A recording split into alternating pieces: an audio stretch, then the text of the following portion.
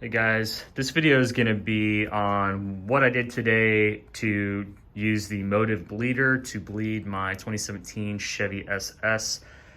My car is what, 4 years old now, and it has 18,000 miles. So it's springtime right now, early spring. So when I was putting on my summer tires, swapping out from the winter, I decided to just go ahead and bleed the brakes. And I'd like to start doing this more regularly, but first things first is let me show you the tools that I use to do this. So I got a real junky jack that I would never, well, you should never climb under any jack, but like that one just quick and easy, gets the job done. I have a drill. That is not a cordless torque wrench. Maybe one day I'll be like the big boys and get one, but it still screws off the lug nuts quicker and makes me feel like I'm in NASCAR. Okay, so I got wrench set. Adjustable wrench. That was to put on or change the attachment on the motive bleeder, because I actually bought this thing a few years ago. I also have an 04 Cobra, so I have used it once before. For the record, the Chevy SS, I used, it's part 1118. I think on the motive site it says to use part 1117, but on the SS forums it said 1118. It comes with two rubber attachments that fit inside. There's an anodized cap, and one of them is just way too thick. The other one is still a little thick. I kind of got it to screw on. I mean, it's sealed, so I guess in that sense it was enough, but it didn't have that satisfying full turn like the stock brake cap does. Okay, let's move on. Couple sockets to get the lug nuts off. This is a GM Performance Parts wrench to get the bleeder screw to unscrew off the caliper. This worked pretty well. Again, 11 millimeter, and it gets that wrap around. It gets 5 points around it. Alternatively, in the past on other vehicles, I just use like an open-ended wrench, like a 12 point, but that seemed to work really well, and you can take it on and remove because it has the thing. I have a turkey baster. I use this initially to draw out the initial fluid in the master cylinder, just to get, there's no reason to cycle that old fluid through. So I don't like this one because whenever I would suck it up, it would suck it, but then it would immediately kind of start releasing it. So in the future, I'd probably see if there's a better one that can just suck it up and hold the fluid in. I have rubber gloves because you don't want brake fluid on really anything. So I don't even know what you call those. The wheel chocks. I use these because I wasn't sure on the motive bleeder if you should use the e-brake for the rear.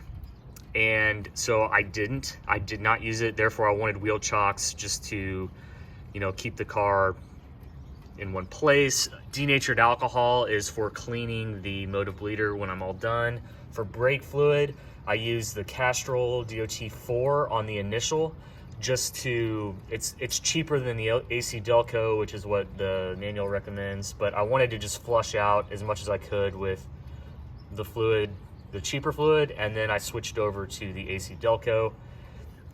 And I bought this on Amazon. I've never used one of these before, but they're great, and I would never change calipers again without one. You can just hook it up to the caliper, and it has a magnet that you can just stick up against the brake rotor. And last but not least, really cool, this is a tip that I got off YouTube. So whenever you take the hose off the caliper drain bolt, you take this and you put a rag and you just dunk it in the bolt, because there's still some residual fluid in there, and by doing that you can try to get most of it out.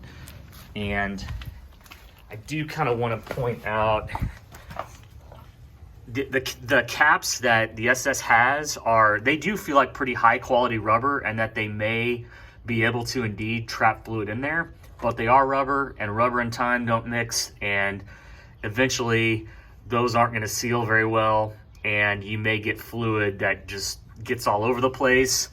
And that brings me to another great topic, is the timing. I would much rather do this in the springtime, or sorry, in the fall rather than the spring, because in the fall, I'm putting on my junky winter tire wheels that I don't care about, and if there's any residual brake fluid that splashes around the wheels or whatever, it's on a rim that I don't care about.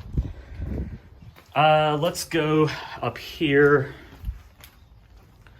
So the brake fluid is here. Again, the Motive cap does not go on as satisfying as this one. So maybe next time I'll look at to see if Motive has a thinner gasket to fit in there. Also on the Motive, you never ever want to undo the cap to there when it's under pressure. It will splash. You always want to relieve pressure from the Motive bleeder canister. Another thing that this brake fluid thing has that I've never seen before on a car is there's a max line, and there's like a platform in there. So all you have to do is put your turkey baster just straight down and just draw it out to the platform, and then you have like your perfect max. So I think that's really cool. I've never seen that before. And to get it to drain the fluid out, I kind of had to cock the turkey baster to the front side of it. So that's it there. I did have some protection over the fender. I had originally planned on, or I bought like a jumbo saran wrap thing from Costco, but I cannot find it. So I just decided to use this and just try to be real clean. Great, brings me right into my next topic. At no point in any of this process did I feel like brake fluid was just going all over the place. It wasn't dripping all over the canister or the brake calipers. I didn't even really feel like it even got on my gloves. So the real key thing here is just to take your time. It's really, really easy. It just takes time. And on the topic of keeping the caliper clean, so like whenever this thing is attached to it, whenever I was taking it off, I would just kind of pinch and take it off. And I mean, it just didn't seem like anything dripped out at all. So I think that's it. I think I covered it all. And this video is probably more for me the next time I do it, but I'll put it on YouTube nonetheless. Hope this helps someone.